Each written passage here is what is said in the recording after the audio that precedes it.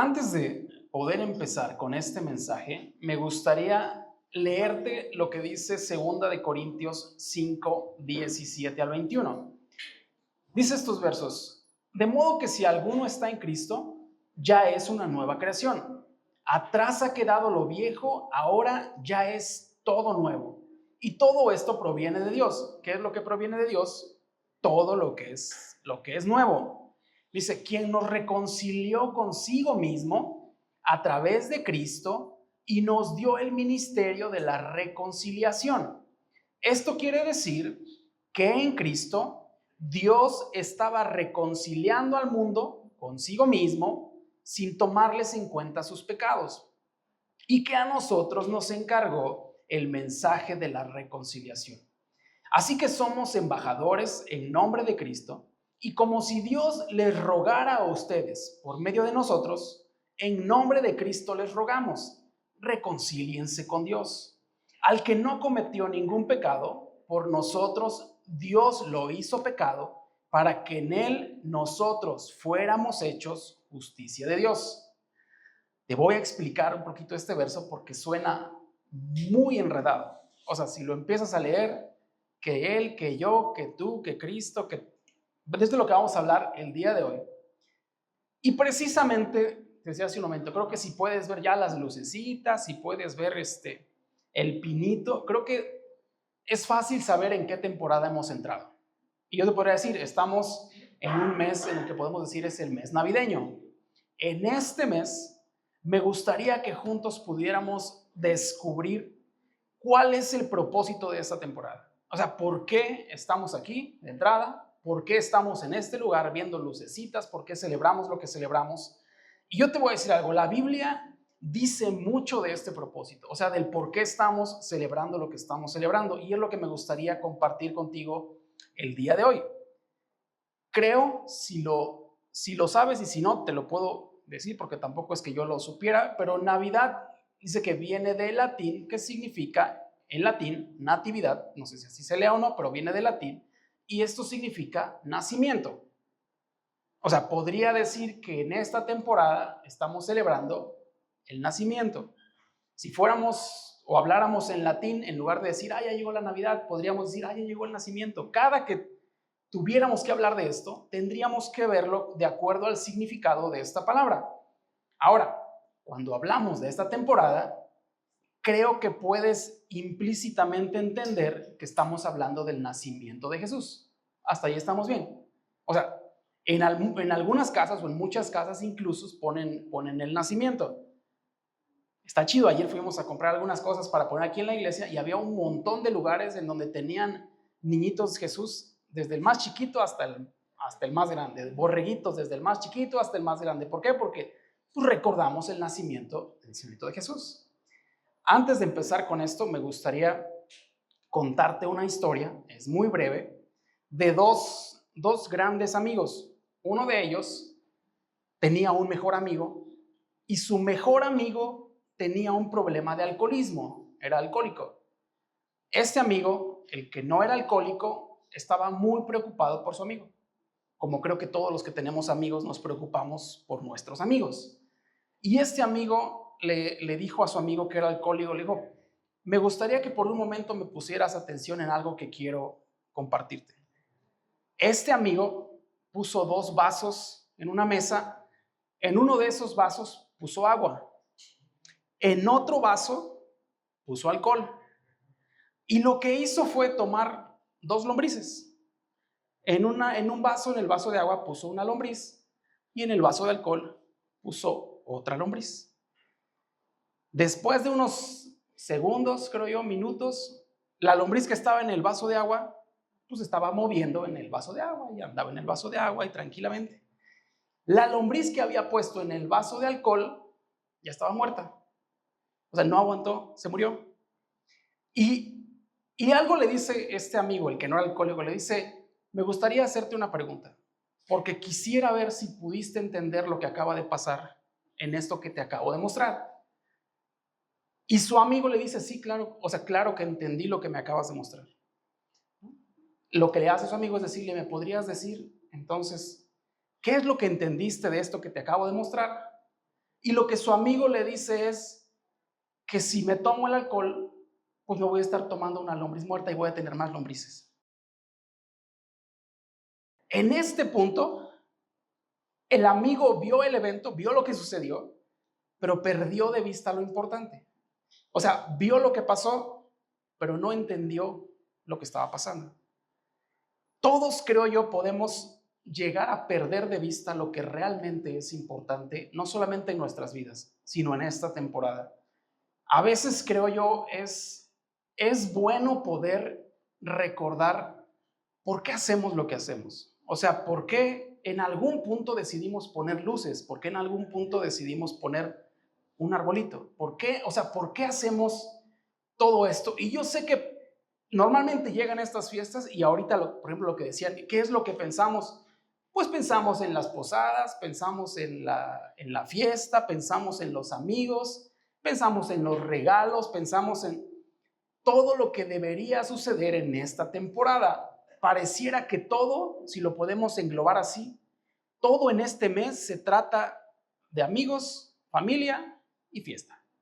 O sea, es lo que, si lo podemos englobar, de acuerdo a lo que podríamos todos decir el día de hoy de esta temporada. Y gracias, creo yo, a la mercadotecnia, esta es una de las temporadas en las que más dinero se gasta en el año. Gracias a la mercadotecnia. Gracias a la invención de un viejito en pijama roja, se gasta el doble. O sea, gracias a todo lo que se ha hecho de acuerdo incluso a una marca de refrescos que decidió hacerlo más grande y ponerlo por todo el mundo, en estas fechas todo el dinero pareciera que se va como agua.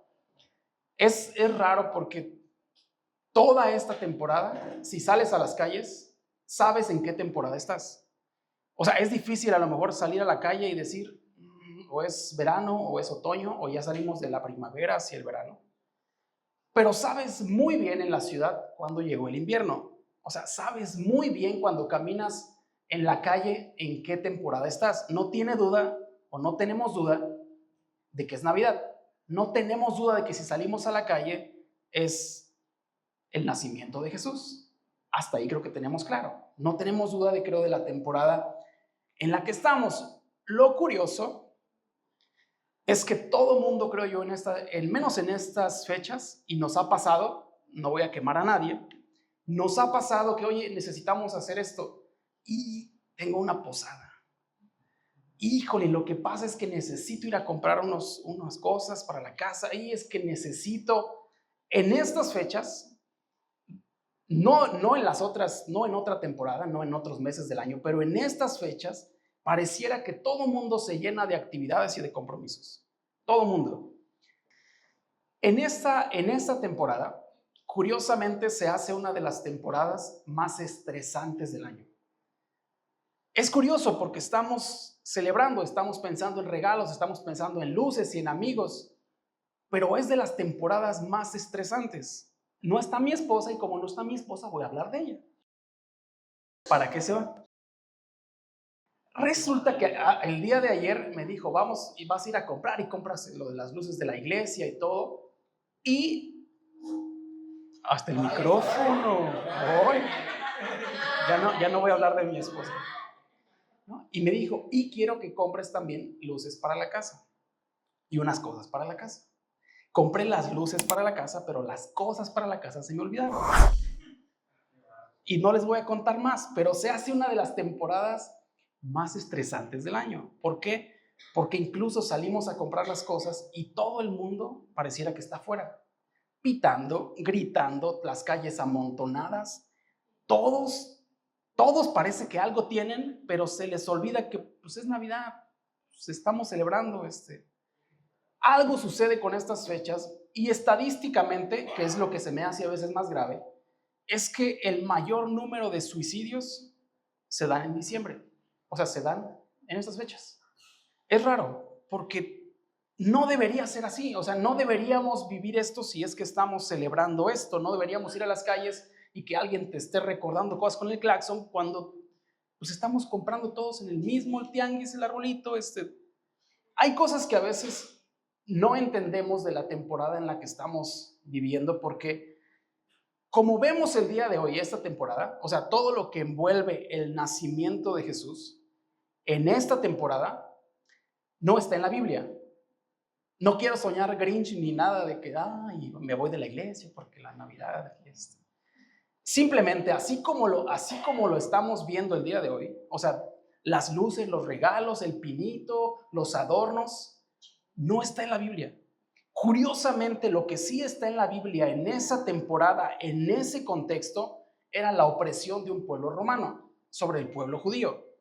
Incluso el aumento de impuestos del pueblo romano al pueblo judío. ¿Para qué? Para pagar más de lo que normalmente ya pagaban, que de todos modos ni siquiera les alcanzaba. Incluso en esta temporada hay un montón de mamás sufriendo porque por decreto de un rey, del rey Herodes, mandaron matar a todos los niños pequeños. O sea, hace que si en esa temporada, en ese contexto de lo que es la Navidad, en ese momento tuvieras un bebé, te olvidas de tu bebé. Porque por decreto del rey necesitan matar a todos. ¿Por qué? Porque el rey escuchó que unos magos dijeron, que unos profetas dijeron que había una profecía de que iban a ser un Mesías, y luego llegaron unos magos y dijeron que parece que ya nació. Y lo que hace el rey en esa temporada, en lo que debería ser esta temporada de Navidad, es mandar matar a todos los niños. Ahorita digo, hay dos pequeñitos aquí, al menos en el cuarto, pero en realidad hay más. Pero sería, imagínate que en esta temporada de luces, de todo, y les dijeran, ¿sabes qué? Vamos a tener que matar a tu bebé. ¿Por qué? Porque se le antojó al rey. Creo que de entrada ni una sola mamá diría, sí, claro, cómo no, con mucho gusto. No pasaría. Vendría, creo yo, un montón de dolor, un montón de tristeza, un montón de cosas alrededor de esto para decir, ¿en realidad estamos celebrando esto? O sea, ¿en realidad de esto se trata lo que está sucediendo alrededor? Y sé que suena muy, muy difícil o muy feo lo que te estoy diciendo, pero creo que tiene una razón especial del por qué pasó lo que pasó y vivieron lo que vivieron, porque creo que hay un propósito, al menos en esa temporada. Mateo 1:21 dice, y dará a luz un hijo y llamará su nombre Jesús, porque él salvará al pueblo de sus pecados. Lucas 2:21 dice que ha nacido hoy en la ciudad de Belén un Salvador que es Cristo el Señor. Hace más de 2000 años, que es lo que recordamos, nació en Belén un pequeño, un bebé, con el único propósito, de acuerdo a lo que acabamos de leer en Mateo, de darle salvación al mundo. Eso lo entendemos y lo creemos, creo yo. Nació un pequeño en Belén. Digo, y si no lo creemos, pues, aunque no quieras creer, está registrado que sucedió, pero me encantaría que lo creyeras. Hace más de 2000 años nació un pequeño cuyo propósito era traer la salvación a este mundo. O sea, Dios envió a su Hijo, de acuerdo a lo que dice Juan 3:16, para que la humanidad fuera rescatada de la separación eterna que había con Dios, que es lo que trae por consecuencia el pecado. Esto que te voy a decir probablemente suena fuerte, pero a lo mejor no lo habías escuchado o no te lo habían dicho así, pero la Navidad existe porque el pecado existe. O sea, la Navidad existe no porque Dios nos haya querido dar una fiesta, nos haya querido dar días de vacaciones, nos haya querido dar un tiempo para poder celebrar. La Navidad existe porque el pecado existe. Dios necesitaba tratar con el problema principal de la humanidad, que es el pecado. Así que, si la Navidad existe o la recordamos por eso, debería ser porque comenzó con la idea de la separación que había entre el hombre y Dios. Yo sé que normalmente lo que podrías decir es, no, para mí son regalos, son luces, son árboles, son muchas cosas alrededor, pero la Navidad existe por la maldad que hay en el hombre. O sea, el propósito del por qué celebramos esto es porque había maldad en nuestro corazón.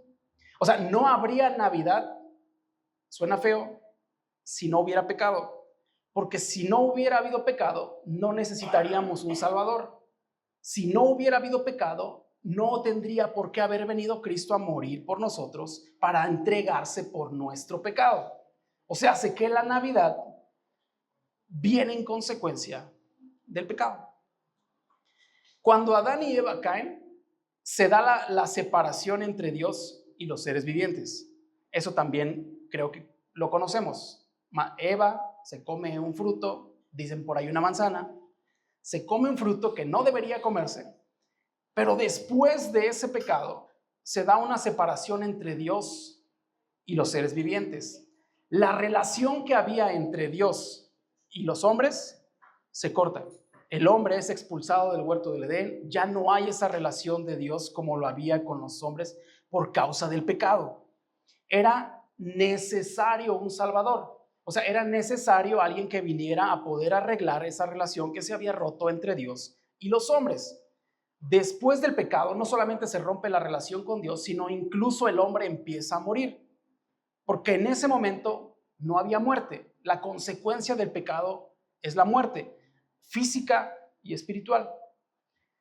Jesús toma ese lugar para poder rescatar lo que se había perdido. ¿Qué es lo que se había perdido? La relación que teníamos con Dios. ¿Qué es lo que se había perdido? La comunión que teníamos para estar con Él. Dios, creo que lo sabemos, es un Dios perfecto en todos los sentidos. Es perfecto. Él no puede dejar por debajo su estándar de perfección, o sea, no puede convivir la santidad con lo impuro, no puede haber relación entre Dios y el pecado, o sea, Dios no puede dejar el estándar que tiene de Dios por la maldad. Y ahí empieza, creo yo, lo curioso, porque después de que Adán y Eva pecan, se da una separación entre Dios y los hombres. Y yo sé que podrías pensar, no es justo, o sea, no es justo que porque alguien agarró una manzana que no tenía que haber agarrado, el día de hoy estemos pagando lo que estamos pagando. Yo sé que podrías decir, si yo hubiera estado ahí, yo no agarro nada. No lo sé, o agarras dos, no lo sé. La mayoría de las veces podemos decir, si yo hubiera hecho eso, o si hubiera estado ahí, no hubiera hecho lo que él hizo. Si yo estuviera en su lugar, yo lo habría hecho mejor. Si yo hubiera estado ahí, no hubiéramos pasado por esto. Todos podemos decir eso. En algún momento, creo que todos incluso hemos dicho ese comentario, pero hay algo muy curioso, porque ¿sabes qué pasa? ¿Quiénes juegan fútbol de aquí? ¿Algunos juegan fútbol? Jugamos fútbol, una gran mayoría. O una gran mayoría no, pero por lo menos creo que saben lo que es el fútbol. Normalmente cuando uno de los jugadores comete una falta dentro del área, el penal afecta a todos los jugadores. Si meten gol, afecta a todos los jugadores. No es que solamente le ponen a este jugador, tú te quedas con un gol, el resto de tu equipo no tiene cero porque fue el error tuyo. En esa infracción, en esa situación en el fútbol, esa infracción individual afecta a la unidad del equipo. ¿Por qué? Porque somos un equipo, porque somos todos parte de este equipo. La infracción de uno termina afectando la unidad de todos.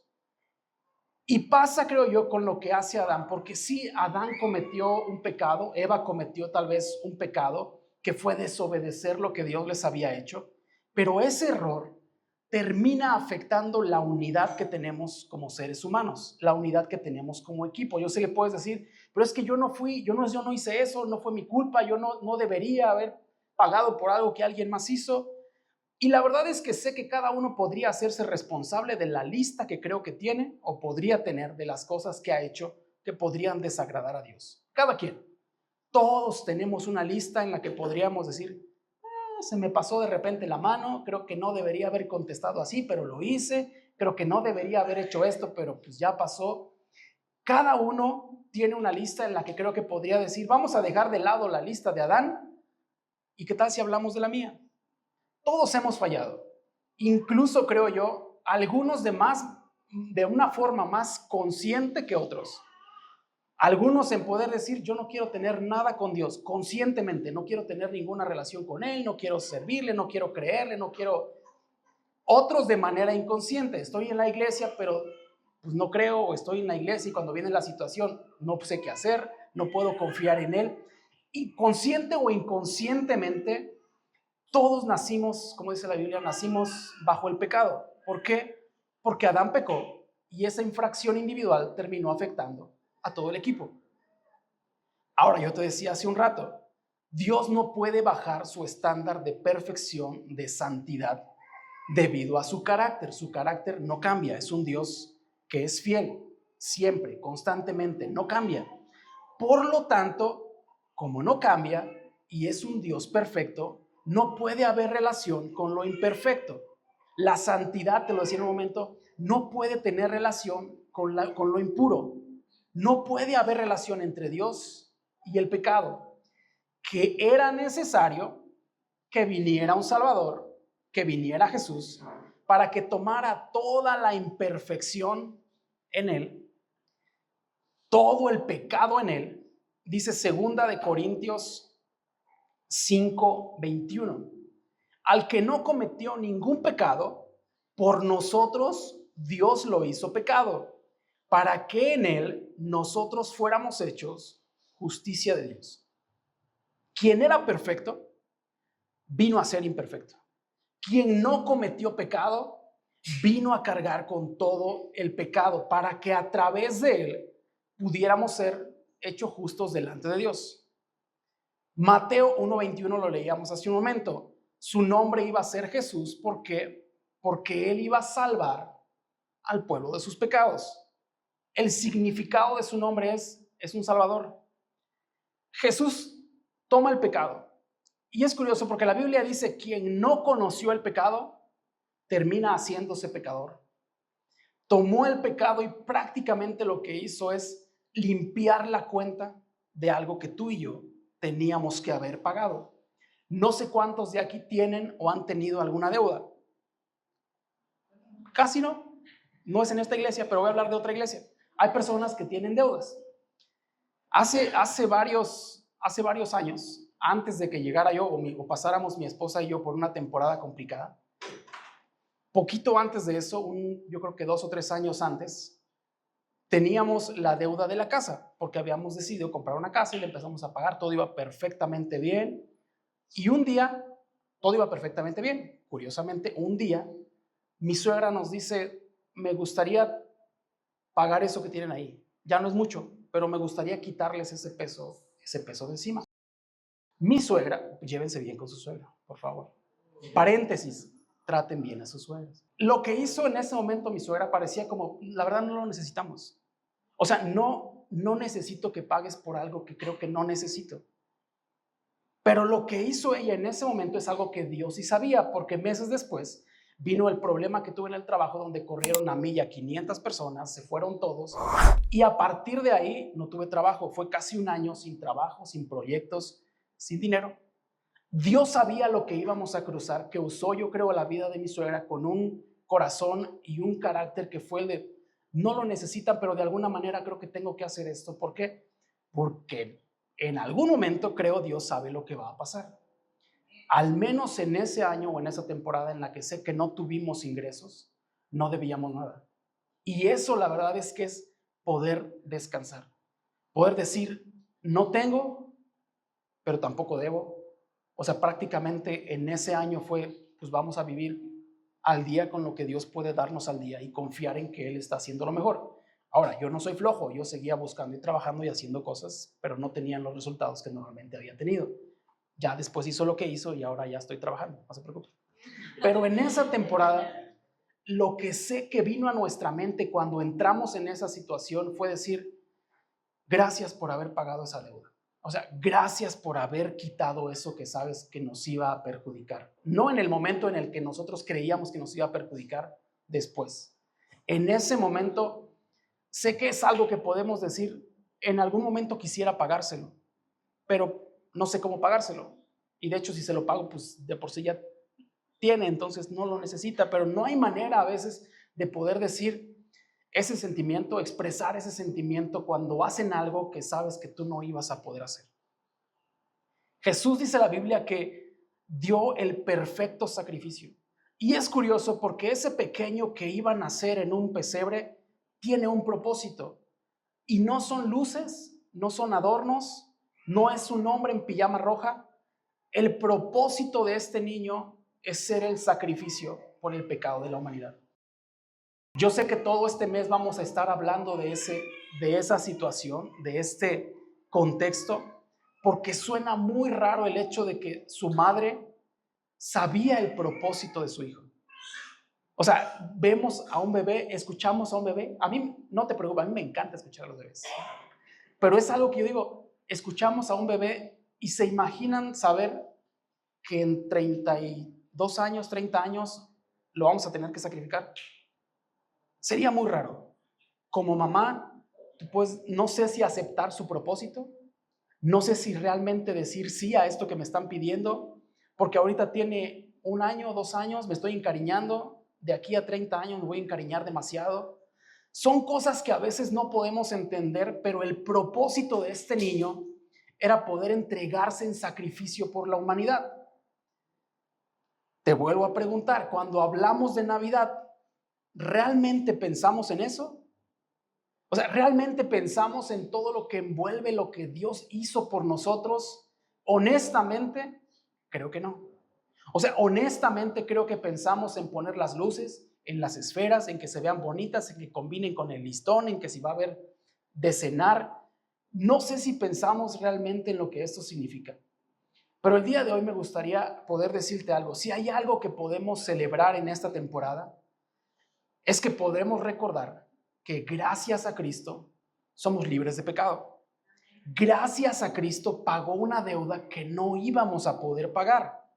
Gracias a Cristo somos libres de lo que nos separaba de Dios. La obra que hizo Jesús, honestamente, es la razón por la que hoy tú y yo podemos celebrar, por celebrar el sacrificio que Él hizo para poder cambiar nuestra situación con Dios, la relación que no teníamos con Él. En Romanos 5, de 6 al 8 dice, porque a su debido tiempo, cuando aún éramos débiles, Cristo murió por los pecadores. Es difícil que alguien muera por un justo, aunque tal vez haya quien se atreva a morir por una persona buena. Pero Dios muestra su amor por nosotros en que, cuando aún éramos pecadores, Cristo murió por nosotros. No sé si puedas entender este verso. Al menos la mitad dice, o sea, probablemente alguien puede morir por un justo.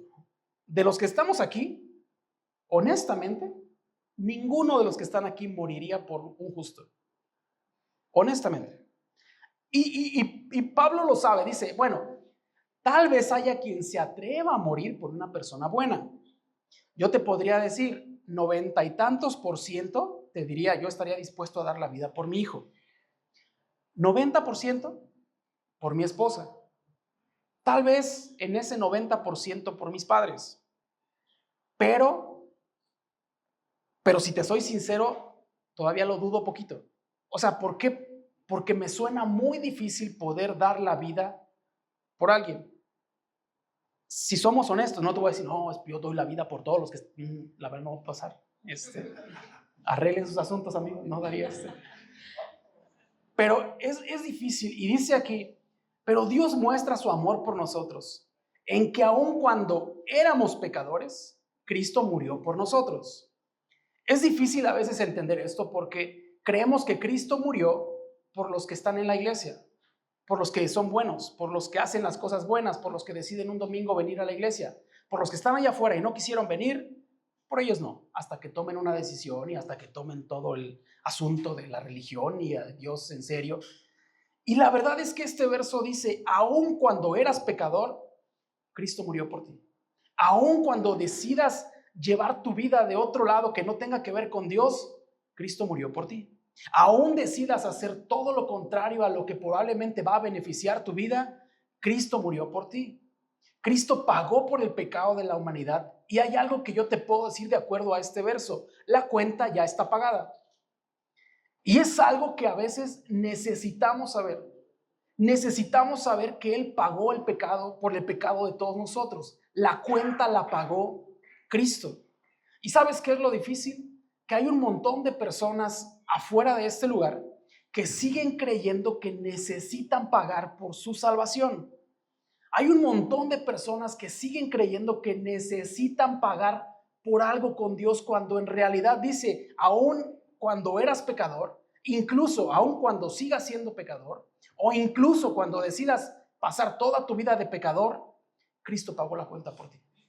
Y es algo que a veces no entendemos porque podemos vivir muchas veces creyendo que necesitamos pagarle algo, que necesitamos pagar algo para poder estar cerca de Él. Y lo único que necesitamos hacer es aceptar que Él pagó la cuenta por mí.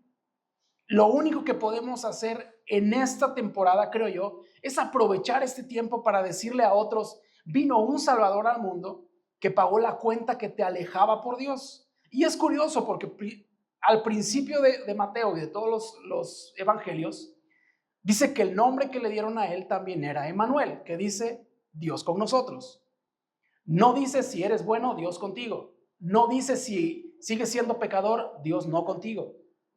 Su nombre es Dios con nosotros. ¿Quieres estar bien? Dios está contigo. ¿Quieres estar mal? Dios está contigo. ¿Quieres seguir siendo un pecador? Dios está contigo porque pagó la cuenta por ti. Curiosamente, este verso no pone una condición para saber si Dios está contigo o no está contigo. Él está contigo. Segunda de Corintios, lo leíamos hace un rato, dice Segunda de Corintios 5 del 17 al 20, de modo que si alguno está en Cristo, es una nueva creación. Las cosas, atrás ha quedado lo viejo, ahora ya todo es nuevo. Y todo esto proviene de Dios, quien nos reconcilió consigo mismo a través de Cristo y nos dio este ministerio de la reconciliación. Esto quiere decir que en Cristo Dios estaba reconciliando al mundo consigo mismo, sin tomarles en cuenta sus pecados, y que a nosotros nos encargó el mensaje de la reconciliación.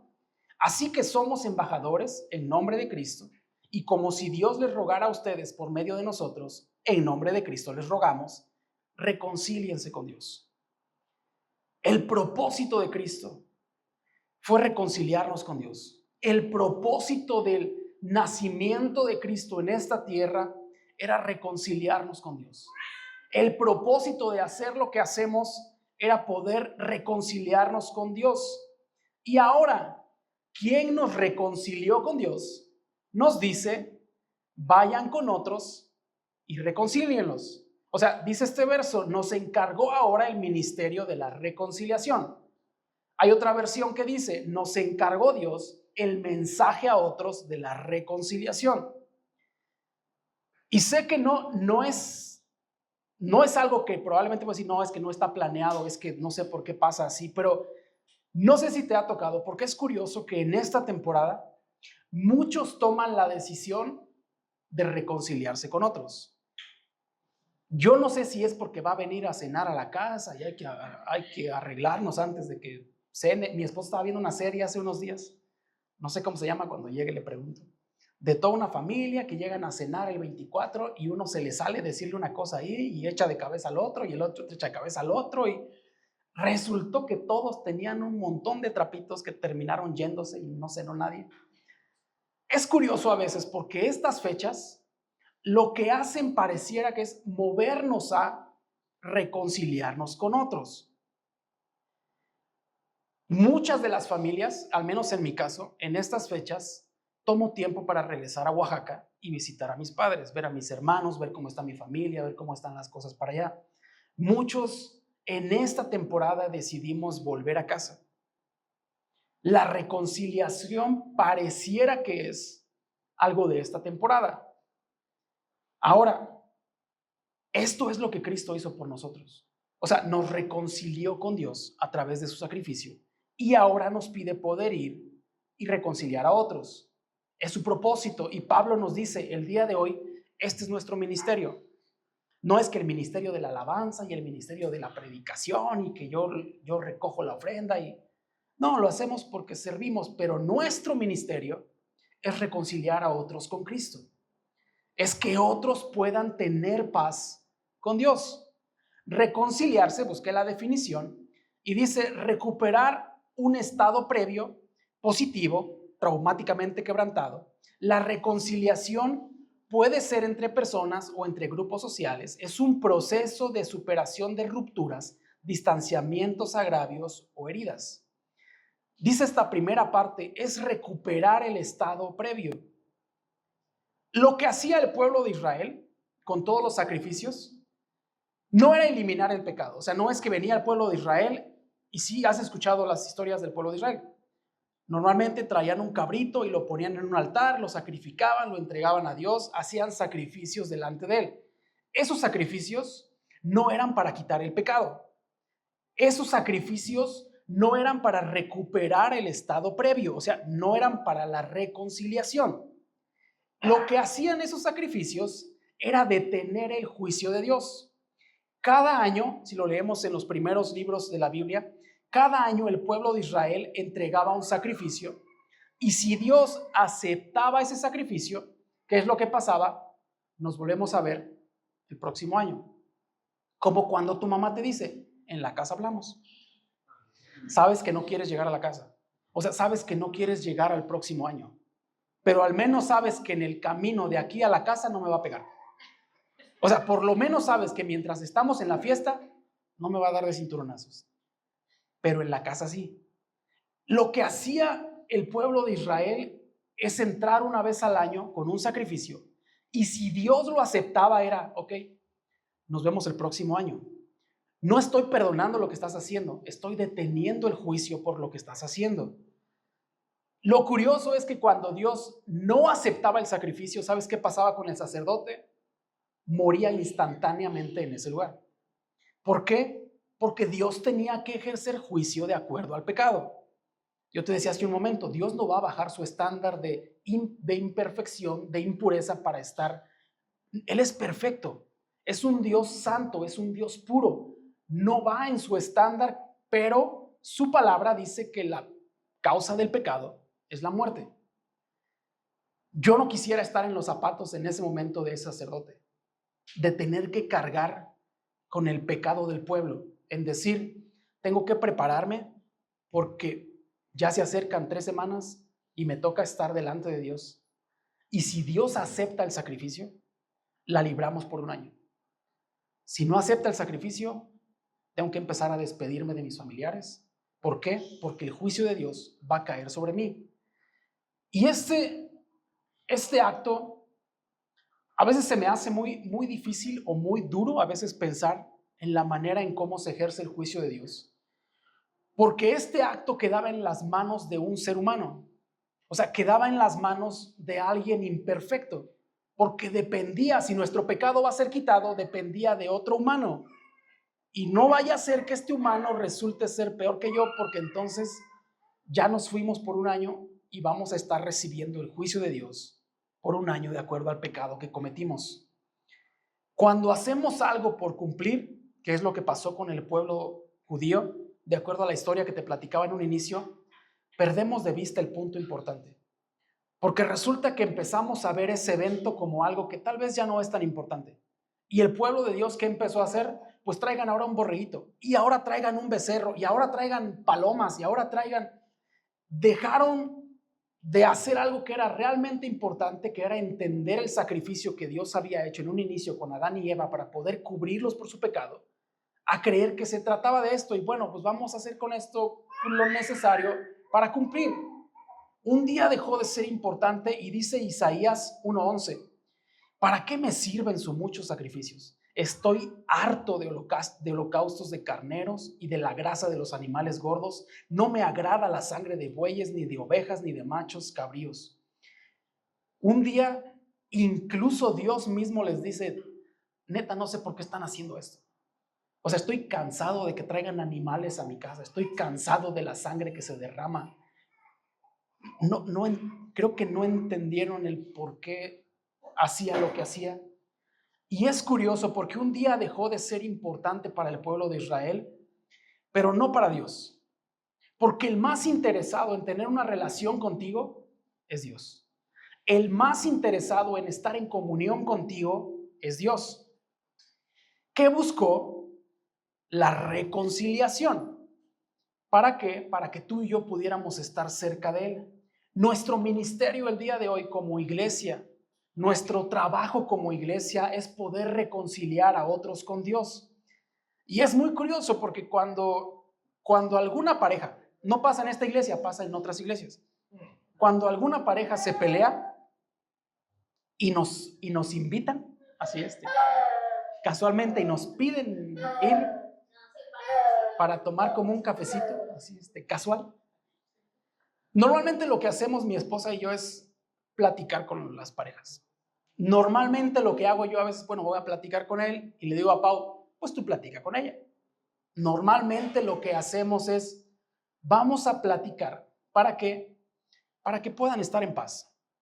¿Para qué? Para que deje de haber ese conflicto. Hace algunos años, cuando nosotros estuvimos en Culiacán, con los pastores de Culiacán, en esa temporada mi esposa y yo teníamos un montón de problemas, pero así un montón de problemas. Y lo que hacía Miguel, que es algo que yo siempre le he agradecido, es que siempre estuvo ahí para decirme, necesitas pedirle perdón a tu esposa. 98% de las ocasiones, mi esposa tendría que pedirme perdón a mí, si no es por decir 99. En todas las ocasiones yo le decía a Miguel, yo no hice nada, yo no hablé así, yo estoy haciendo lo que tengo que estar haciendo, ¿por qué tengo que ser yo el que tiene que ir a pedirle perdón? Pues no me decía nada y tenía que ir a pedirle perdón. Pero hay cosas que pasan en ese momento en el que podemos decir, es que yo no hice nada, o sea, es que ellos deberían venir a pedirme perdón a mí. Es curioso porque normalmente la relación dice, no, yo quiero que venga y me pida perdón por eso que hizo. ¿Qué es lo que pasaba normalmente con mi esposa? O sea, ella le decía a Miguel, no, es que él hizo esto y yo quiero que venga y me pida perdón.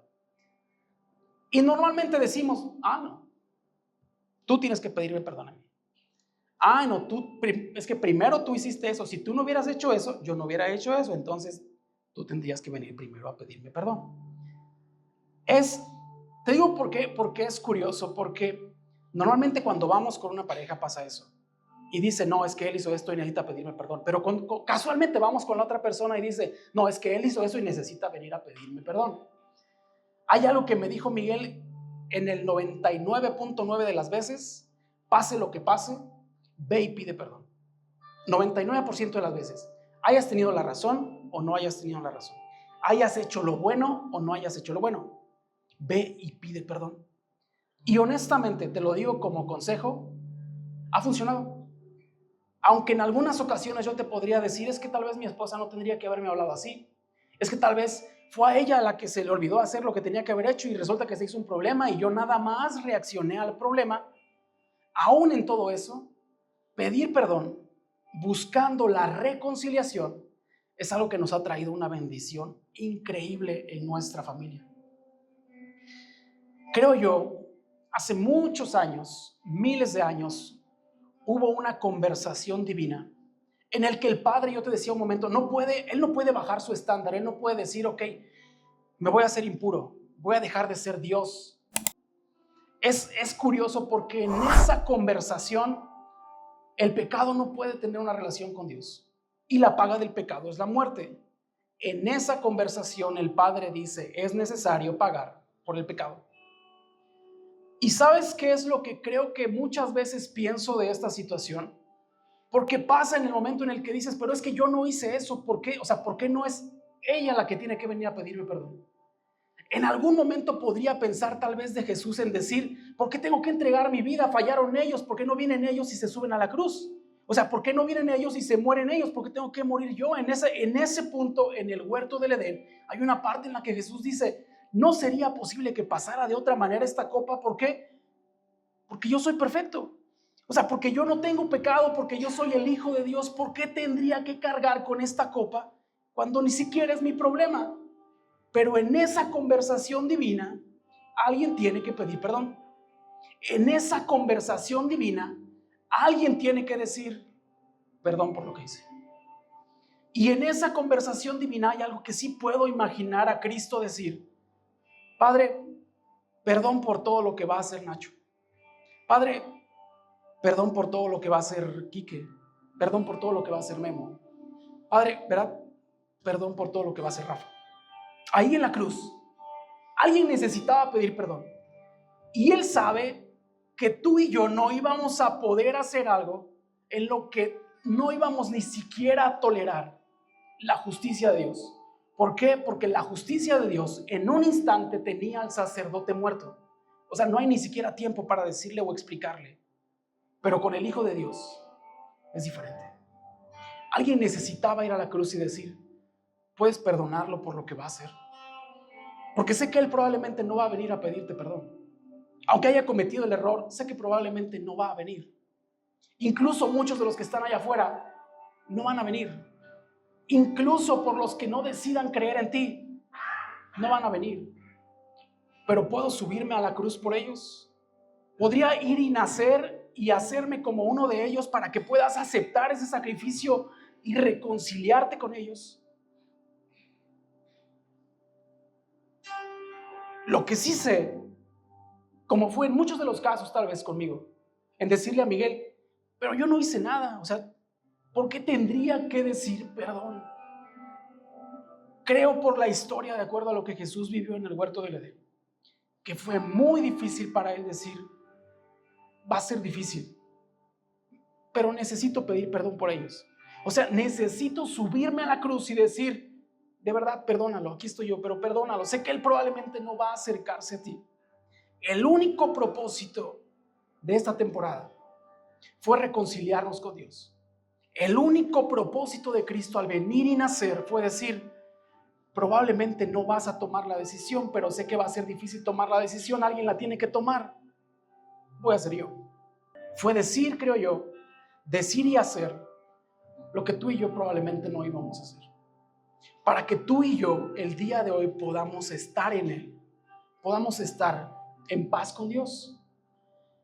Y honestamente creo que es algo que otros necesitan saber, porque hay gente allá afuera caminando, estresada, preocupada, viviendo como si esta temporada realmente se trabaja de hay que ir y poner el árbol, que esta temporada es hay que ir y comprar las luces. ¿Por qué? Porque ya viene la Navidad y hay que adornar y hay que estar con la cena y con todo listo, cuando en realidad ese no es el propósito. Se ven muy padres las casas, se ve muy bonita la iglesia con luces y con pinito y con todos, pero el verdadero propósito de esto era reconciliarnos con Dios, y alguien necesitaba tomar la decisión de pedir perdón, y fue Cristo.